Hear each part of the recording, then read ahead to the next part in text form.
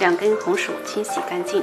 秀秀今天跟大家分享红薯特别好吃的做法。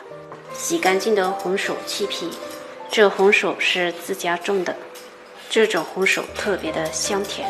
掉皮的红薯将它切成片，尽量切得薄一点，这样比较容易蒸熟。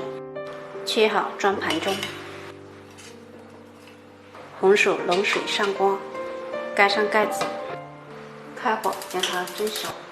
整只用筷子轻轻一搓就碎，说明就已经熟了。将它倒入碗中，加2汤匙白糖，喜欢吃甜的可以多放一点。将它捣成泥，这样就可以了。再分多次少量加入面粉，边倒边搅拌。面粉的量不需要过多，搅成细状，下手揉成面团。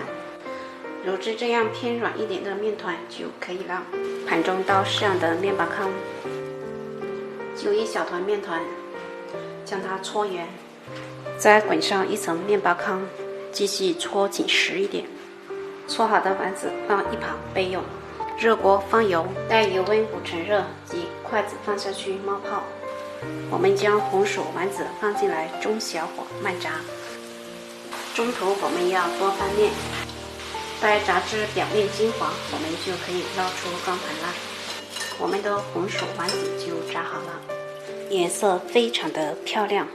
整一个红薯丸子外皮非常的酥脆，里面非常的绵软，咬一口满满的红薯香味。虽然是油炸出来的，但是它吃起来呢一点也不油腻，非常的不错，非常的好吃。喜欢的朋友可以在家试一下。